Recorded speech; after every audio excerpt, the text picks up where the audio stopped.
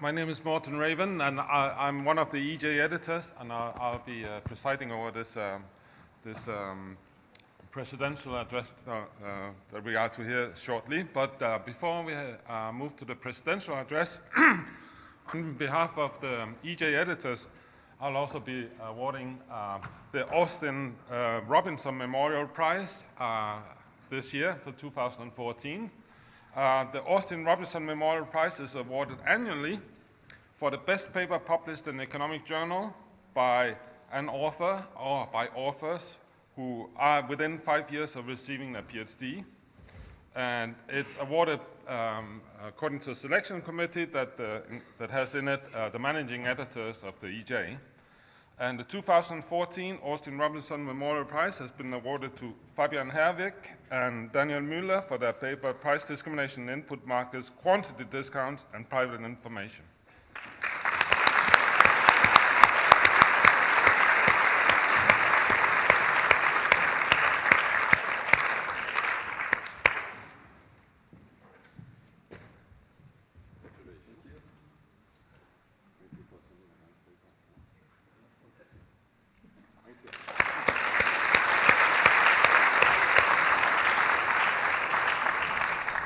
Just before I move on, let me just read out a few lines about this. The paper makes a contribution to the literature on third-degree price discrimination. The authors examine the welfare effects of banning discriminatory nonlinear tariffs in input markets and introduce considerations about private information about downstream retail cost. Fabian and Daniel demonstrate that in such an economy, it may indeed be rational to have reservations against discriminatory pricing, a result that contrasts with the conventional view that banning price discrimination harms welfare. It's an elegant and well-executed paper that I encourage everybody to read. So again, many congratulations.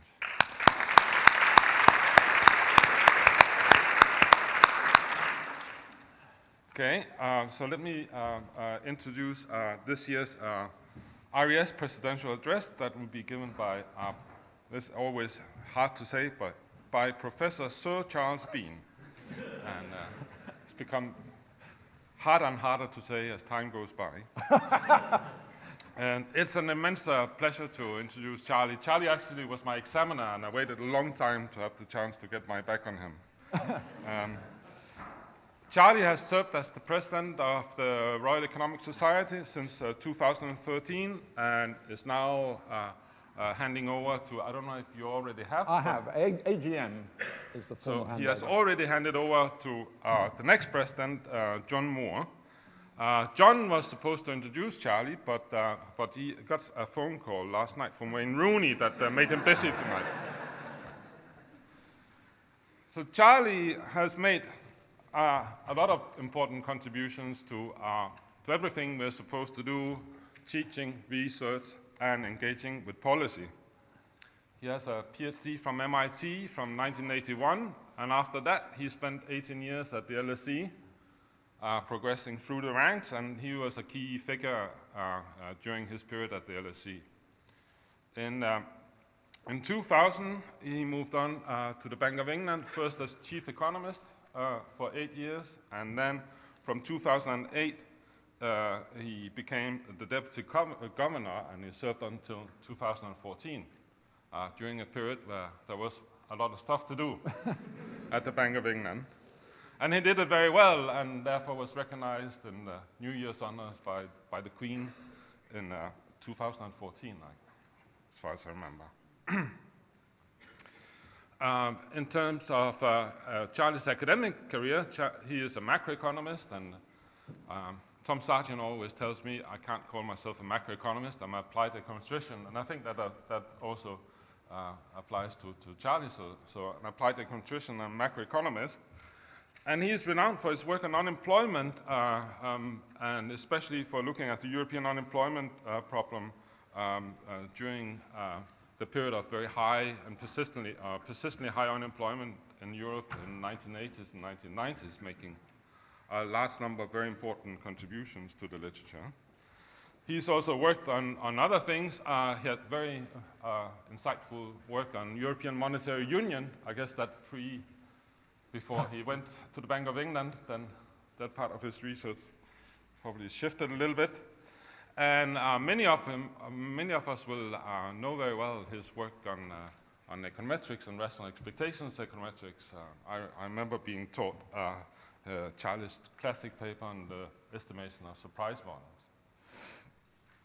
Now, before handing over the word to Charlie, I should also point out that this follows a bit in the spirit of Mike Keene's lecture, that, of course, you learn on the job as well, and I'm sure during Charlie's time at the Bank of England, he has learned a lot of not only monetary economics and a lot about the macroeconomic facts of the UK, but also, he's also acquired other skills. So when he emailed me his presentation, he said the following: Morten, it's about 6,000 words, and I speak 100 words a minute. It will take me precisely 1 hour. So with those words, let me hand over to Charlie, and very much looking forward to hearing his presidential address about living long with low. The floor is yours.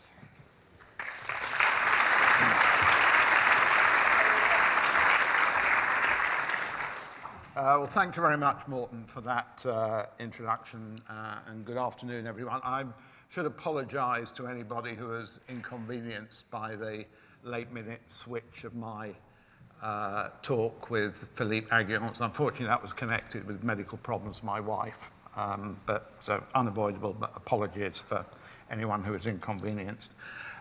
Actually, Morten talking about being deputy governor during interesting times makes me think it's worth mentioning that the very first deputy governor of the Bank of England was a chap called Michael Godfrey. Whenever I think that our times were tough during the Great Recession and the Great Panic, I always think back to what happened to him, because shortly after the foundation of the bank in 1694, remember, the Bank of England, for those of you who don't know, was basically founded to raise finance to help the sovereign fight foreign wars. If you go back and look in our charter, there's lots of references about fighting the French and so forth. But anyway, Michael Godfrey was on a trip to see the king at the siege of Namur in Belgium, and stuck his head above a parapet and got it shot off by a cannonball. And in fact, during the 18th and 19th century, there used to be a term to be Godfreyed, which basically meant to be decapitated. So although it was pretty tough during the Great Recession and the financial crisis, at least I didn't get my head shot off. Anyway, when I left the LSE to join the Bank of England as its chief economist in October 2000, the bank's policy rate stood at 6%. Let's just get the chart up, if I can. While the yield on 10-year gilts was 5.1%. And today, a few months after going back to LSE, the policy rate is barely in positive territory at just 0.5%, and the 10-year gilt rate stands at 1.8%. So that's quite a remarkable change in the level of interest rates. Now, this chart puts these recent movements into historical context and shows the full history of the bank's policy rate since it was founded in 1694. And the present rate, as you can see, is easily the lowest that it's ever been, although I think it's worth pointing out that the 6 years since it was last changed is well short of the 103 years of rates at 5% that were chalked up between 1719 and 1822. Obviously, the Monetary Policy Committee of those days didn't have very much to talk about in its meetings. The chart also shows the rate on 2.5% consols, which is the only government security for which a long run is available. And while recent yields don't quite match the previous historic lows seen after World War II and before that in the late 19th century, which was shortly after the founding of this society, of course, they're still pretty low compared to recent experience.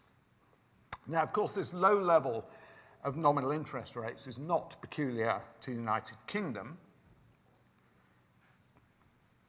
So the next chart shows data for 3-month US Treasury yields in the left-hand panel. And today these are barely above zero, that's something that was only equaled in the late 1930s. And the right-hand panel shows a rather longer run of 10-year US Treasury yields, which reached a 220-year low in July 2012. And elsewhere, we've seen equally remarkable developments. In the euro area, Denmark, Sweden, and Switzerland, the commercial banks are paying to leave funds with the central bank, while their negative yields on the sovereign debt, or some of the sovereign debt, of not just Austria, Belgium, Finland, France, and Germany, but even of Ireland, Portugal, and Spain, something that would be unimaginable at the height of the Eurozone debt crisis a couple of years ago. Now, it would be tempting to attribute all of this to the global financial crisis and its aftermath, including central bank policies to impart more stimulus by pushing down yields at both the short end of the curve through forward guidance and the long end through quantitative easing. And counter-cyclical monetary policies have certainly played a part, but other forces have been at work too. And my next chart aims to bring that out. It shows a measure of the world 10-year risk-free real interest rate from 1985, derived by somebody called Mervyn King and David Lowe, from the inflation index sovereign bonds of the G7 countries, excluding Italy. So this is something that Mervyn worked on after he finished as governor. At the beginning of the period, it relies exclusively on UK debt, but by 1998, Canada, France, and the US were also issuing index debt. The chart shows both a measure that's weighted by country size and an unweighted average, and except for a short period around 1999, after the introduction of US Treasury inflation-protected securities, the two measures are pretty much the same. In both cases, the world real risk-free rate was around 4% in the late 1990s and is around 0 today. And the drift down during that period has been pretty remorseless. It's emphatically not just a feature of the post-crisis world. Well, how unusual are these recent developments? In order to go further back in time in looking at the real interest rate, we obviously need to allow for expected inflation, as index debt is relatively new. Some years ago, my former MPC colleague, David Miles, together with Melanie Baker and Vladimir Polonka, had a go at compiling a real analogue to the nominal long-term rate for the United Kingdom that I showed in my first chart. And this is in the next chart. It only goes up to 2004. The level in 2004 is similar to what you get from index debts, and recall the current level of the real interest rate is round about 0. So what you can see from this is that the only equal to the current period is during World War II and the years immediately following, when inflation averaged around 5% and there was a degree of financial repression, very different from the current environment. Well, there's also some recent research by James Hamilton, Ethan Harris, Jan Hatzius, and Ken West that uses an alternative approach to try to get at the underlying real interest rate. They employ historical data on short-run interest rates together with regression-based models of inflation expectations to derive country-specific short-term real interest rates.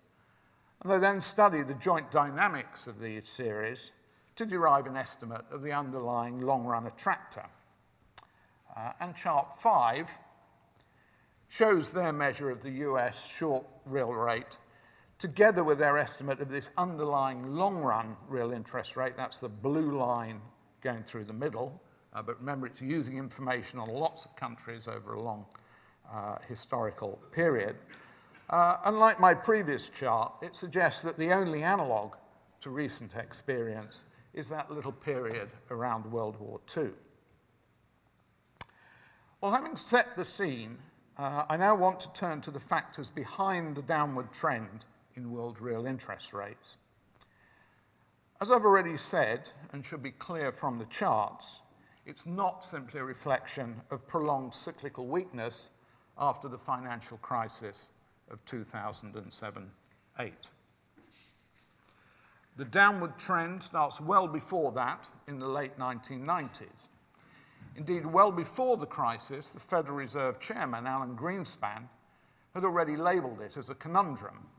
And Ben Bernanke, shortly afterwards, gave a much-referenced speech attributing it to a savings glut in the emerging economies, especially China. Well, I'm going to come to the savings glut hypothesis shortly, but first I want to connect the decline in real interest rates to a more recent strand of the literature that relates it to declining growth prospects, the so-called secular stagnation hypothesis. And this revives ideas advanced by Alvin Hansen in his 1938 presidential address to the American Economic Association. Hansen pointed to a fall-off in investment opportunities in the United States, driven by, firstly, slowing population growth, secondly, the end of opportunities created by territorial expansion to the West, and thirdly, a decline in the rate of innovation.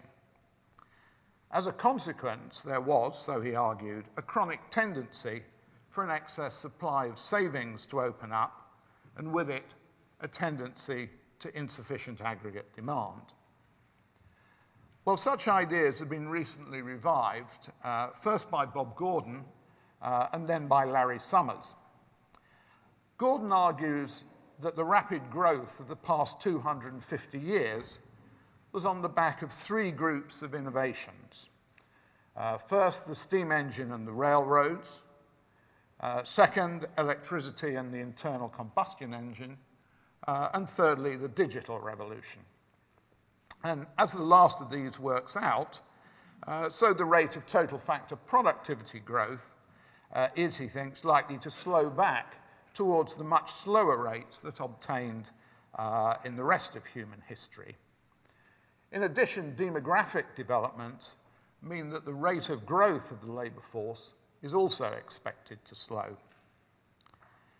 Now, while Bob Gordon focuses on the return to historical norms of the rate of growth of potential output, Larry Summers' argument rests instead on the more Keynesian idea that shifts in the propensity to save and invest have driven the safe real rate of interest consistent with full employment down below zero. And as a result, there's an endemic tendency to weak growth and the underutilization of resources. Well, Summers' thinking fits naturally into the loanable funds apparatus that I'll deploy later in my talk. But to begin the discussion, I want to stick with Gordon's focus on slowing growth in potential output. In the workhorse new Keynesian macroeconomic model, that does indeed imply lower equilibrium real interest rates. And let's just get that up. In this model, and ignoring for simplicity the labour supply decision, households are assumed to be able to borrow and lend freely at the real rate R, and to maximise an additively separable isoelastic utility function of the form that's on the chart, on the slide, and assuming log normality of the distribution of consumption growth, or equivalently, if you prefer, taking a second-order approximation, you can derive the associated first-order or Euler condition, which appears in the middle of that slide. I should stress here that the real interest rate is assumed to be known, so the only uncertainty is the evolution of income, which drives uncertainty about consumption growth, and sigma squared here is the distribution of consumption growth. So this pretty standard building block of macro models predicts a tight relationship between the expected rate of growth of consumption and the real interest rate. Well, in the basic new Keynesian framework, there's no investment and all output is consumed. So this equation also provides a tight relationship between the expected rate of growth of output and the rate of interest. And even in more complex settings with physical capital, because consumption growth and output growth are going to be highly correlated, this relationship would still lead one to expect a strong positive correlation between output growth and the real interest rate. Well, unfortunately, despite its widespread use in macroeconomic analysis today, the empirical performance of this Euler equation leaves much to be desired. In fact, Morton referred to my paper on the estimation of surprise models. One of the features of that particular piece of work was an application to this particular relationship, which indeed found that it wasn't that great a description of the data. Consumption is both excessively responsive to predictable movements in income. It's also excessively smooth. Authors typically attribute that either to imperfections in credit markets or to bounded rationality. Moreover, the cross-country historical study of Hamilton, which I mentioned earlier, finds only the weakest of statistical relationships between historical variations in real interest rates and the growth rate of output. So making the Euler equation the cornerstone for thinking about the recent behavior of the real interest rate, to me, doesn't seem a particularly wise place to start. So instead, I'm going to employ an elementary, and it really is elementary, but rather less restrictive loanable funds framework for interpreting the data. And this is in my next chart, Economics 101 this, drawn making the conventional assumption that substitution effects associated with changes in the interest rate dominate income effects. And the chart clearly suggests that the observed fall in real interest rates is potentially attributable either to an exogenous fall in the propensity to invest, in other words, a leftward shift in the II schedule, or an exogenous increase in the propensity to save, that is a rightward shift in the SS schedule, or obviously to a combination of both of them. Well, the literature has identified several reasons why each of these schedules may have shifted. I already mentioned Gordon's suggestion that the rate of total factor productivity growth may be in the process of reverting to pre-industrial revolution norms. Well, of course, Gordon may be right, and only time will tell about that. But I think it is worth noting that human beings are notoriously bad at foreseeing the scope for future advancement. In fact, even experts in their field are often rather bad at foreseeing the possibilities that the future holds in store, as my next slide and the quotations on it, I hope, will make clear.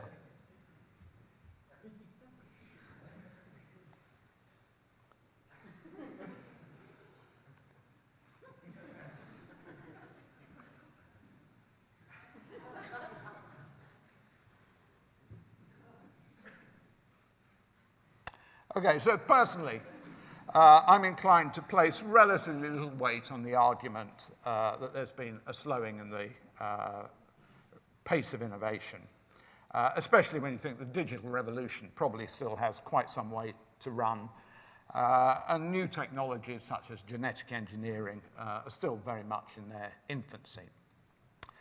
A perhaps more plausible explanation for a fall-off in the demand for funds for capital investment relies on the falling relative price of capital goods that's been observed in many countries, and in part may be associated with the exploitation of advances in information technology.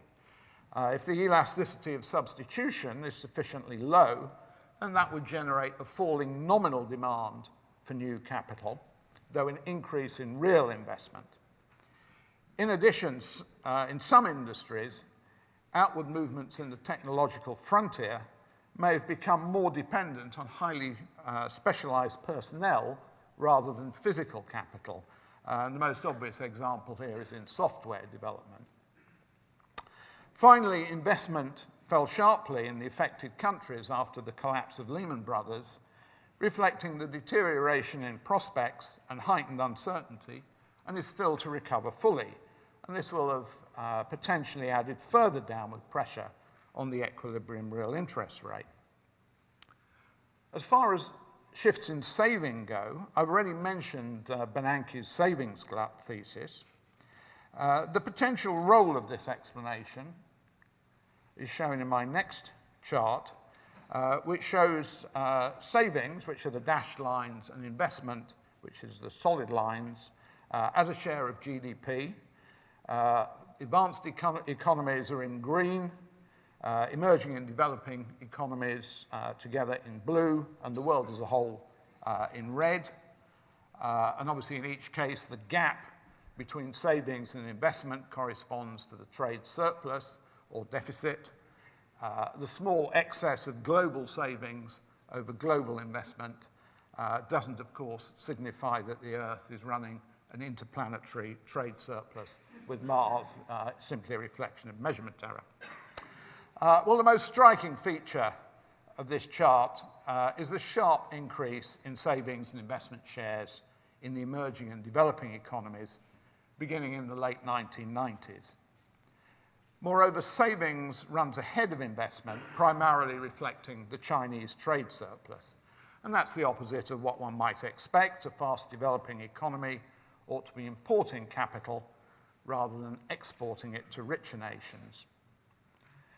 And while the dip in the savings and investment shares of the advanced economies in 2009, after the collapse of Lehman Brothers, is apparent in the chart, it's perhaps more notable how stable the global savings investment shares have been over the period, displaying just a very slight upward trend.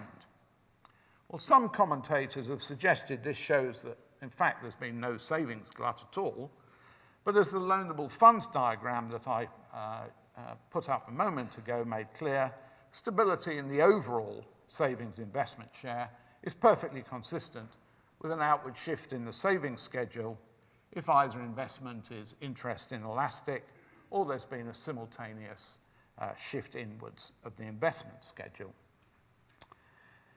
So why has savings been so high in emerging economies and China in particular? In part, it probably reflects demographic developments. While longevity is increasing and fertility decreasing in most parts of the world, the process is happening particularly fast in China. And given that safety nets are relatively underdeveloped there, with Chinese households relying more on family rather than state support, one might expect the increase in longevity, together with the one-child policy, to have encouraged more savings. In addition, households may simply be rather slow to increase their spending when income is growing rapidly. One cannot, however, fully understand the impact of China on global real interest rates without recognizing that financial integration is far from complete and that a central role is played by the official sector. So my simple loanable funds model treated countries as though they're completely, fully financially integrated. But while the integration of China into global trade is far advanced, Chinese households and businesses are restricted in their ability to invest abroad, while capital flows into China are also subject to tight control. And net investment abroad has instead so far taken place almost entirely through the medium of the official sector. And at least until recently, this has been in large part through the accumulation of reserves, especially US treasuries. And also in the wake of the Asia crisis, several other emerging economies have also sought to bolster their reserve holdings in order to enhance their capacity for self-insurance. Demographic forces, especially increased longevity, should also have pushed up savings in the advanced economies. Unless retirement ages rise equally proportionately, households will need to build up larger stocks of savings to finance their retirement spending. And the next table shows some illustrative calculations by Cohn-Turlings and Richard Baldwin of the increase in the stock of savings. So these are the two columns on the right, in proportion to GDP, that's necessary to smooth consumption, given the increase in longevity, the decline in fertility, and the present modest adjustment in retirement dates. And I should emphasize the numbers in the right-hand column, they're not percents, these are shares of GDP. So 1 means 1 times GDP. So the required increases in the stock of savings are actually very large. Finally, in the post-crisis period, households, especially highly indebted ones, have increased their savings in an effort to reduce their indebtedness. And the following chart, using data from the Living Costs and Food Survey, split up across household types, brings that out. It's very notable that the primary source of the rise in savings, or in other words, the sharp fall in consumption that came at the start of the Great Recession, is essentially coming from high debt mortgages, households with particularly high debt relative to their income. Although, of course, there has been a partial offset to what was going on the household side, on the public sector side, with public sector dissaving increasing, public deficits up. So there's therefore no shortage of possible explanations for this downward pressure on equilibrium real interest rates. However, explanations focusing on investment fail to explain the relative stability of the return on capital and the corresponding rise in the spread over the safe rate. And that's documented in the next chart for the UK and the US. So the blue line here is an inverted price to earnings ratio on stocks, adjusted to allow for the fact that the PE ratio can be artificially influenced by increasing a firm's leverage. So the series here have been adjusted for variations in leverage. And in effect, it's an estimate of what the yield on stocks would be if firms carried no debt, and therefore I think provides a measure of the yield on capital that should be unaffected by temporal variations in leverage. Well, to integrate this feature, safe and risky assets, into the analysis, I need to extend the elementary loanable funds apparatus to accommodate multiple interest rates. So I guess we've moved from Economics 101 to intermediate macro at this point. So making the heroic simplifying assumption that sovereign bonds, and only sovereign bonds, are safe, we can write two loanable funds conditions.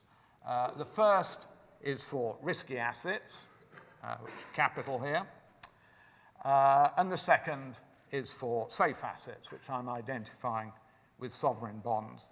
R is the yield on safe assets. Rho is the spread of the expected return on risky capital assets over the return on the safe asset.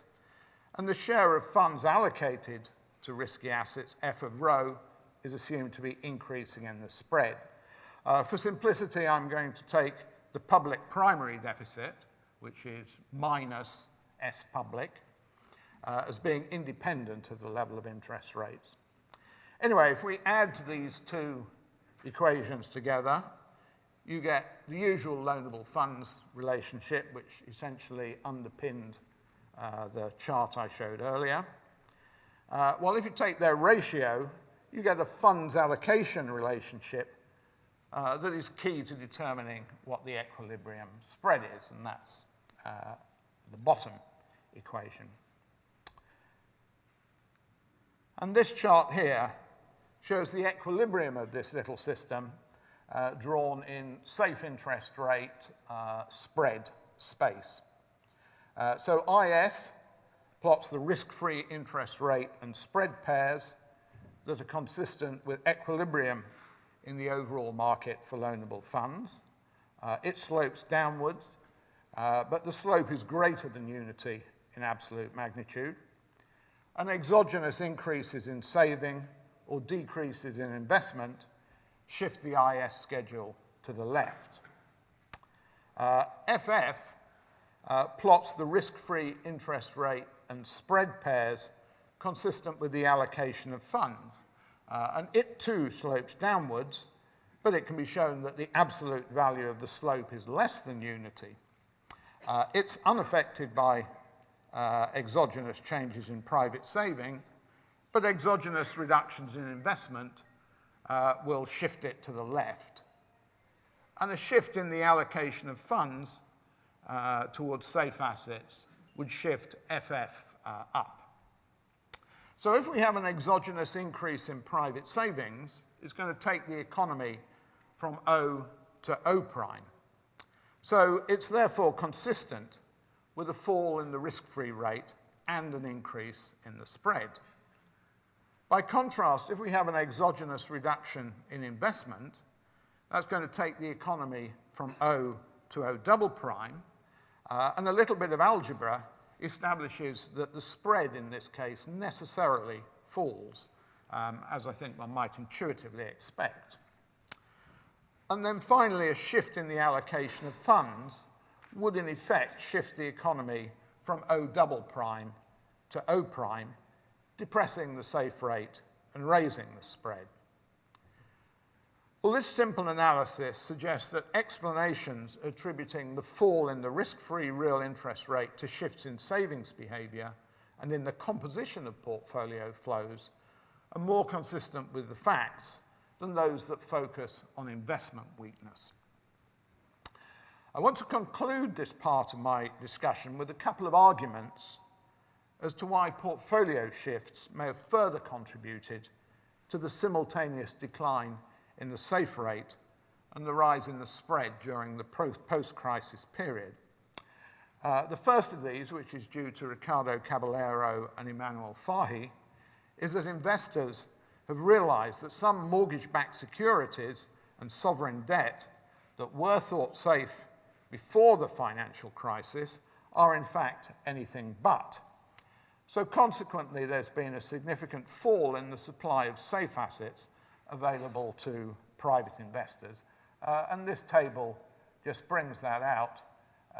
So before the crisis, going into the crisis, Italian, Spanish sovereign debt seen as being safe, as was a whole load of US mortgage-backed securities and asset-backed securities.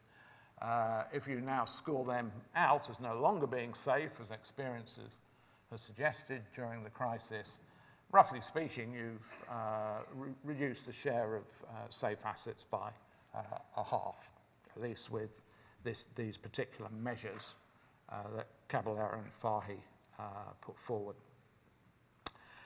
The second argument why portfolio shifts might have contributed to the simultaneous decline in the safe rate and rise in the spread during the post-crisis period is connected to what might have happened to the demand for them.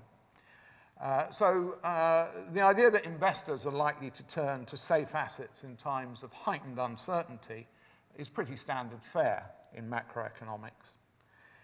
Now, it's difficult to get much action in standard models from a general increase in uncertainty, so a two-sided increase in the spread of possible outcomes, but you can get much more significant effects if there's just an increase in the likelihood or size of bad outcomes. Robert Barrow in particular has shown how disaster risk, that's low probability but catastrophic events, can generate both low risk-free rates and the high equity premium. And surely the move from great moderation to great panic and then great recession and all of the concerns about the future of the Eurozone must have made investors more aware of the possibility of such events. And two of my colleagues on the MPC, ex-colleagues, Ben Broadbent and David Miles, have argued that this provides yet another factor behind the current low level of risk-free real interest rates. Well, will the downward pressure on the equilibrium real interest rate be maintained, or will the real rate revert to historical norms? It seems plausible that some reversion will occur, but most likely only slowly. For instance, the demographic influences pushing up savings should lessen as presently high-saving households move into retirement. But that process is going to be drawn out. In addition, some of the headwinds associated with the crisis should ease as recovery proceeds. Firms are likely to become less cautious about investing, and balance sheet repair will be less pressing for households. And the portfolio shift towards safe assets should also moderate. China is no longer accumulating reserves at the rate that it once was, and the safe haven demand for safe assets should also moderate as conditions improve.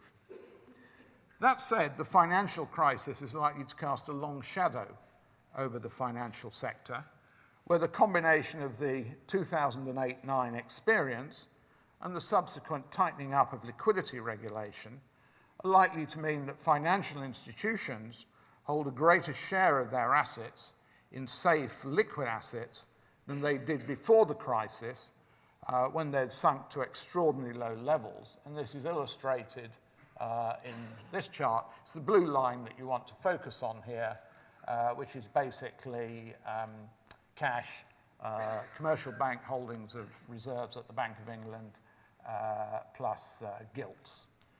And you can see that liquidity buffer had shrunk from something like 25% of assets at the start of 70s down to around 1% or so just before the crisis. It's now increased a bit. Regulators are going to expect banks to continue to hold reliably liquid securities in greater proportion going forward than they did pre-crisis. So although there's considerable uncertainty, some rebound in longer-term real rates seems quite plausible. But be that as it may, market prices imply that real rates are expected to remain around their current levels for quite a long way ahead. So for instance, in the United Kingdom, shown in this chart, the current implied 10 years forward yield, which is the orange line, that's currently at minus 0.63%, and that's only a little bit above the 10-year spot yield of minus 0.92%. So this contrasts quite noticeably with the 2005 to 13 period, when the forward rate, 10 years ahead, stayed around 1%. If you look at that period, the orange line in the chart, while the spot yield was trending downwards.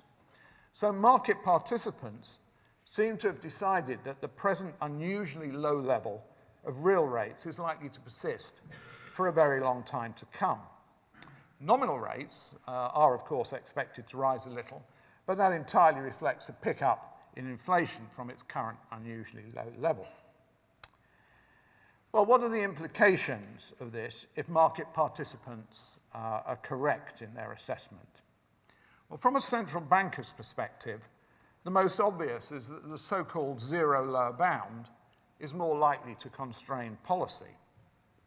Now, with several continental European central banks already charging the commercial banks to hold reserves, it's clear that the zero lower bound doesn't apply strictly. The source of that constraint lies in the unrestricted convertibility into cash of reserve accounts at the central bank. In practice, however, banks don't immediately cash in their reserve balances as soon as they're charged for holding them, because carrying large volumes of cash represents a significant security risk.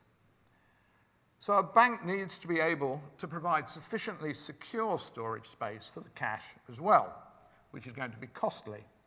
And some illustrative calculations that I got Bank of England staff to carry out in 2013 in response to a request from the Treasury Committee suggested that the true lower bound was likely to lie somewhere around minus 0.5%. So those continental central banks presently charging interest on reserve accounts are probably not far off the true floor. Moreover, the effective floor may well be encountered even before this point is reached. For instance, during 2009, the Monetary Policy Committee decided not to lower bank rate below plus 0.5%. And that reflected specific nominal rigidities in UK financial markets. In particular, many mortgages were contractually linked to bank rate, while UK banks and building societies conventionally don't charge for their current account services.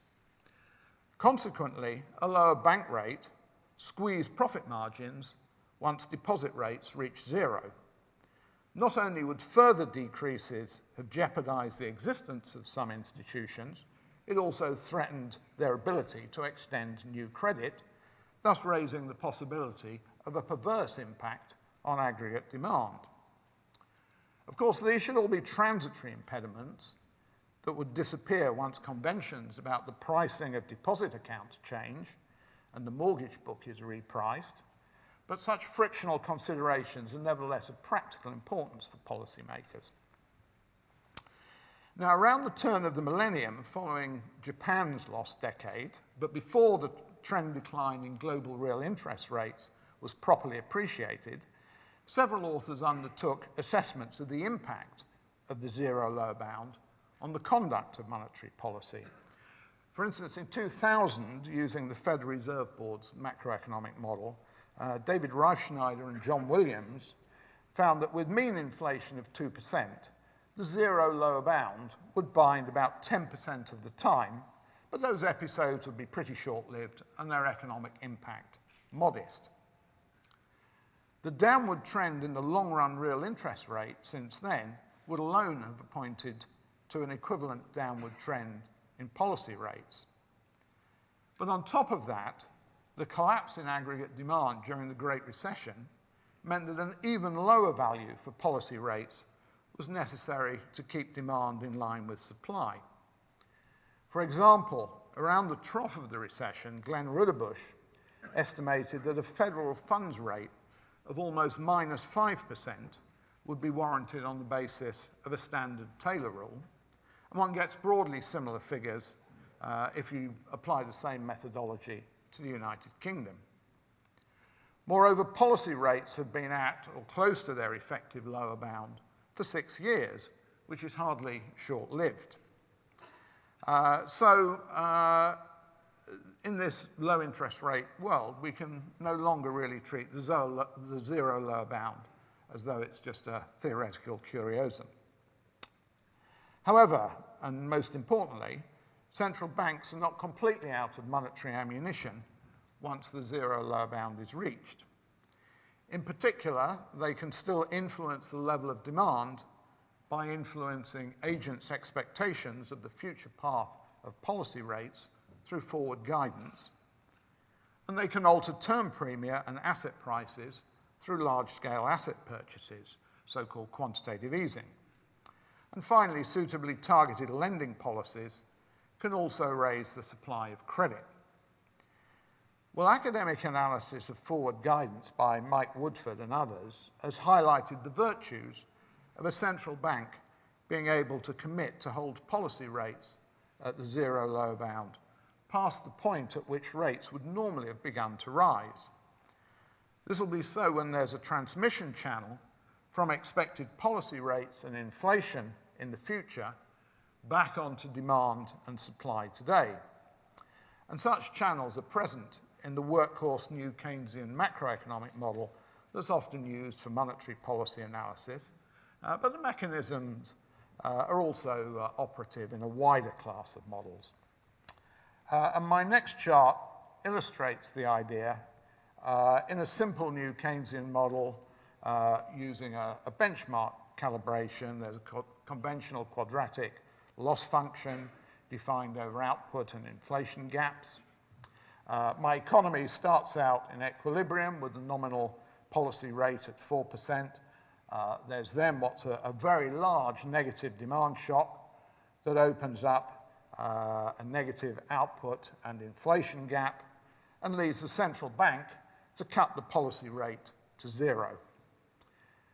When the policymaker is unable to make commitments about future policy, the path of the economy follows the red line. When commitment is possible, though, commitment about future policy choices, the optimal path is given by the green line instead, which involves keeping the policy rate at 0, well past the point at which the economy has been restored to health. Indeed, the policymaker deliberately plans for a future boom with inflation running ahead of target. And the combination of lower future interest rates and higher inflation feed back into the present, boosting demand today. But of course, this policy is time inconsistent. Once the emergency is over, the policymaker has no incentive to deliver on the past promise to generate an inflationary boom. Now, I find it difficult to see how such a commitment can in practice be implemented. Policymakers can't tie the hands of their successors, so such promises are only going to be credible for a short period ahead.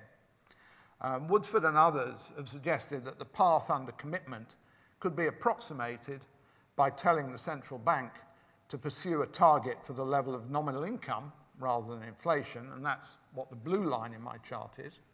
And that's because a nominal income target introduces the necessary history dependence into policy that's absent under an inflation target. However, all this is doing is relocating the time inconsistency problem from the central bank to the government. So I don't think it offers a very convincing solution. In any case, in practice, central banks' forward guidance seems to be more about better communication of the reaction function than an attempt to implement a time inconsistent policy path. And the Bank of England's MPC was quite explicit about this. Well, turning to quantitative easing, all four of the major central banks have or are engaged in large-scale asset purchases. In the United Kingdom, the MPC acquired some 375 billion of gilts, financed by an expansion of bank reserves. And chart 14 shows the associated movements in the Bank of England's balance sheet. The left side is the assets, so the purple stuff is basically the gilts, and the right-hand side is liabilities. The light blue stuff is the expansion in reserves held by the banks with the central bank. Well, the transmission mechanism of such purchases is seen as potentially operating through three channels. A bank liquidity channel, whereby an increase in bank reserves results in an expansion in credit supply. A portfolio rebalancing channel, whereby the reinvestment of the proceeds from the asset sales into substitute assets results in a generalized rise in asset prices. And thirdly, a signaling channel, whereby asset purchases reinforce expectations that policy will remain accommodative. In light of the Japanese experience, the first of these channels, that's the bank liquidity channel, was expected to be rather weak, and that indeed seems to be borne out in practice given the weakness of credit growth. But that left the portfolio rebalancing and signaling channels as the main transmission channels.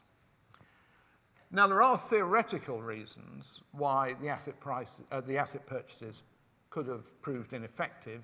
In particular, Gouty-Egerton and Mike Woodford have shown that once the zero lower bound's been attained and the value of extra liquidity has fallen to zero, central bank open market operations should be neutral in their effect on the real economy. And that's because, at least in the environment they work in, private agents can always exactly offset the consequences of any change in the central bank's balance sheet for the subsequent path of the public finances. It's basically a Modigliani-Miller type theorem. Well, be that as it may, event studies on both sides of the Atlantic suggest that central bank asset purchases have been effective at lowering longer-term interest rates and raising asset prices. For instance, research by Bank of England staff found that the first 200 billion of asset purchases over the year from March 2009 lowered long-term bond yields by around a percentage point. And studies of the Federal Reserve's purchases find similar effects from what, relative to the size of the economy, was a similar quantum of purchases. That said, there are reasons for thinking that the efficacy of asset purchases is likely to be lower when markets are functioning normally than when they're dysfunctional, as was the case in the period after the collapse of Lehman's. And we also have considerably more confidence in the conventional tool of changes in the short-term policy rate. Finally, routine purchases of government debt do invite agents to believe that they're taking place at the behest of government rather than for monetary policy purposes. In other words, the equilibrium is one of fiscal rather than monetary dominance. So for these reasons, if the natural real rate of interest is likely to remain historically low for some time, it makes sense to ask whether there's ways of restoring the efficacy of conventional monetary policy, or at least reducing the zone in which the zero lower bound acts as a binding constraint. Well, one seemingly obvious way to do this is to follow a suggestion made by Olivier Blanchard, Giovanni Della Riccia, and Paolo Mauro, and raise central bank inflation targets from their current levels of around 2% to something in the region of 4%, which would provide an extra 2 percentage points room for maneuver.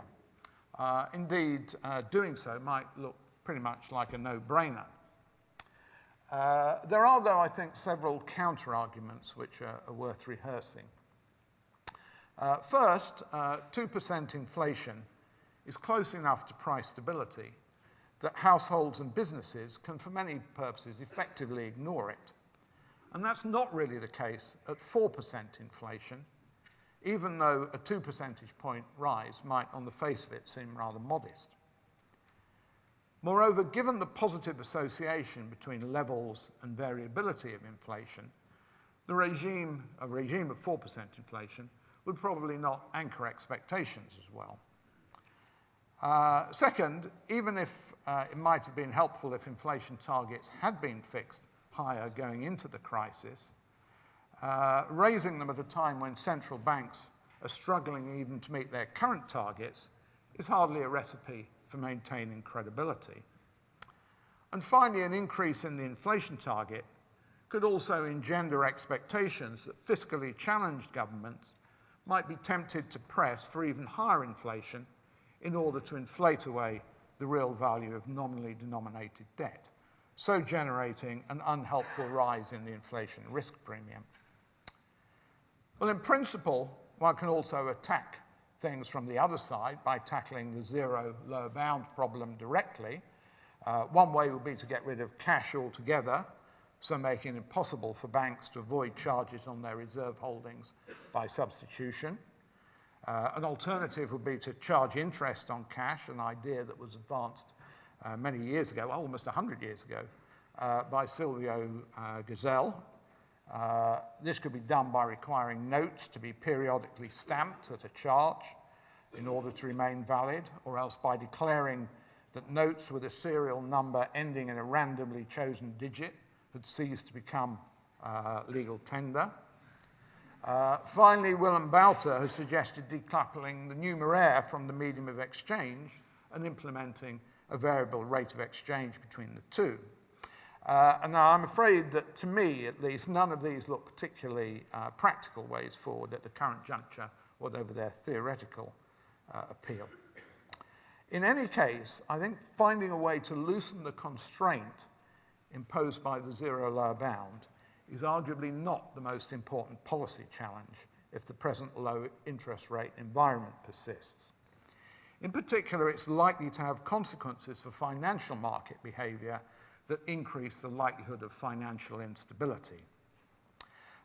First, a low real return on safe assets makes it more expensive to accumulate the savings necessary to provide for retirement. As a result, households will be tempted to look for other ways to build savings than investing in bond-heavy pension funds. If the funds flow into the stock market, lowering the cost of capital and boosting productive investment, then that obviously wouldn't matter. But past experience suggests the funds may well head into real estate instead. And if mortgage rates remain low, it will be tempting to try to lever up returns by increasing borrowing. So an expansion in buy-to-let property investment and further upward pressure on house prices, reflecting the relative attractiveness of property as an investment asset, therefore seems an entirely plausible outcome. In addition, fund managers, hedge funds, and similar financial institutions are often judged on their performance relative to benchmarks that are likely to adjust only slowly to the new environment. That will also encourage the use of leverage to try to maintain returns. And investors are likely to be unwilling to pay significant fees for nugatory returns. So you may not be aware, but many hedge funds typically charge 2% of the sum invested and 20% of the returns. If the returns are high, maybe you don't mind paying that. If the returns are peanuts, you'd be pretty reluctant to pay that. So consequently, some business models will no longer be viable unless returns can somehow be levered up. All of this makes a leveraged reach for yield of the sort that marked the prelude to the crisis more likely. And that in turn potentially raises the likelihood of future financial instability. Now, the conventional wisdom in central banks after the crisis is that such financial stability risks should in the first instance be managed through the use of prudential policies. And this includes systemic changes to make the financial sector more resilient, such as enhanced bank capital standards delivering greater loss-absorbing capacity, as well as selective macro-prudential interventions that seek to discourage risky or excessive credit expansion. Only if such policies are ineffective should monetary policy be diverted from its primary objective of stabilizing inflation towards heading off these risks instead. Well, I think such prioritization makes sense. Indeed, it's now actually formally embodied in the Chancellor's remit to the Monetary Policy Committee. But we should be careful not to expect too much from the new regime. Central banks have relatively little experience in deploying macro-prudential tools, and they may prove to have only rather limited traction. In addition, because they often impinge on identifiable sections of the population, they may well be subject to political resistance. And finally, institutions are likely to have a financial incentive to look for ways around such interventions. The bottom line of all this is that monetary policy seems less well suited to the task of keeping aggregate demand in line with potential in an environment where long-term real interest rates hover near zero than was the case during the 90s when they were around the 4% level. Not only are monetary policy options more likely to be constrained by the zero lower bound, resulting in a need to resort to unconventional policies, but a world of persistently low interest rates also raises the risk of financial instability. Macroprudential policies may be able to mitigate these risks, but we can't be sure. In essence, the risk-return trade-off for monetary policy looks less favorable than it used to. And at a minimum, central banks need to be wary about pushing asset prices or credit to levels that might prove unsustainable. That in turn points the need to return to a more active use of fiscal policies than has been the norm in recent years. But policies that simply end up transferring private indebtedness to the public sector are probably not what's called for here, if indebtedness is too high to begin with. The fundamental problem is really too much saving by some households and businesses, or else in some countries, then, at least from a financial stability perspective, it's probably better to look for policies that lower that saving rather than encouraging more borrowing. But consideration of how to go about doing that would warrant another whole lecture in itself, time for which I do not have. So thank you very much for your patience.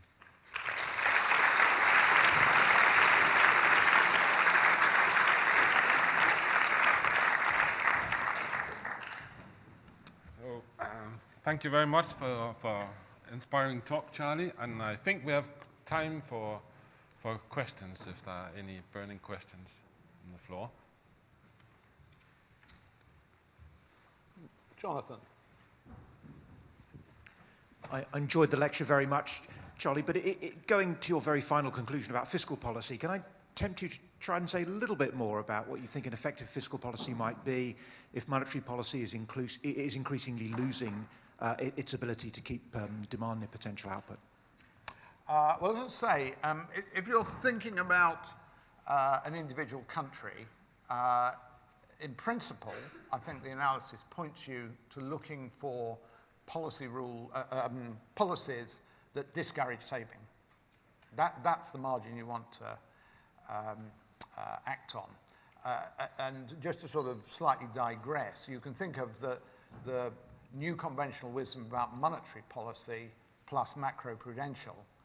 Remember, monetary policy affects the behavior of borrowers and savers, and then macroprudential policy is designed to stop the borrowers creating any problems by choking off to a large degree that bit, leaving you just the savings bit. So whatever fiscal tools you use, I think it makes sense from the analytic perspective to think of things which are going to discourage saving. So obviously, you can think about the tax rates on saving. But going more broadly than that, if you think about pension funds, now the thrust at the moment is all away from pay-as-you-go pension funds towards defined contribution, building up a stock of assets. Arguably, that is not the right direction to be heading at this juncture from this analytic perspective. So that's in terms of the policy instruments within a country. But I think also one has to look on this as this is a global phenomenon.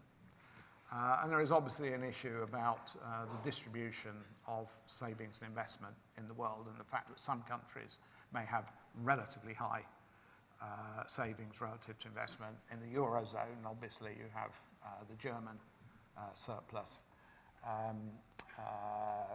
Some other parts of the world, China is still running a pretty chunky surplus, even if it's not as large as it was. So there is an argument that you also want a geographical redistribution of demand. I have to say, bringing that about is easier said than done. One of the things I had to do as deputy governor was attend G20, G7 meetings as the bank's G20 deputy and G7 deputy. And obviously these discussions about the global imbalances would come up time and time again. But the fact is it's very difficult to make progress on them because you always run up with the problem that Keynes identified a long time ago, which is the pressures are all on debtors to make the adjustment when there are problems, not on the creditors or those who are running a big surplus. But in principle, I think it would be desirable also to have some geographical redistribution. Any others? Questions? James. This is a little bit related, I think. You sort of abstracted from labour supply throughout. And yeah. If you think about the ageing and demographics, then one route, of course, to less saving is not people putting savings in housing instead, but working longer and financing retirement through longer working lives. Now, that wouldn't happen, of course, if you shifted to pay-as-you-go in the current structures, but with extended retirement ages, I mean, that surely is a margin that possibly offers a directional sort of fiscal incentives, as it were. I mean, maybe even more so than the current direction of change. I mean, I don't know, have you thought about No, I mean, that kind of... certainly for dealing with the demographic and the increased longevity, the sort of benchmark assumption ought to be if life lengths are 20% longer, working lives ought to be 20% longer. In fact, this country, I think, has certainly moved faster ahead than a lot of continental countries in terms of realizing that you have to raise retirement ages. One of the things that's actually been quite interesting, though, is separately from that, during the period since the financial crisis, has been the increased participation of older workers. The experience of the 80s made one expect that when unemployment went up, you'd get a discouraged worker effect and people leaving the labour force and so forth. And to a degree, that's happened in the US. But in the UK, it is remarkable that overall labour force participation has actually remained pretty steady. And that is essentially because older workers have stayed in the labour force when you might otherwise have expected them to leave. Now, I think at the moment we don't fully understand the forces behind that, and if it's just a cyclical phenomenon, it might go away. But it may be a more long-lasting phenomenon. People may want to stay in the workforce longer for social reasons, if you like. It may be driven by the economics, whatever. So I think it's clearly natural to think about labour supply and the labour force participation question as a relevant margin here. Okay, so I think I will thank Charlie here and also compliment him on the time management, because I actually checked it's right. You finished in exactly 1 hour. And I spoke, yeah. So thanks a lot for this presentation. Thank you.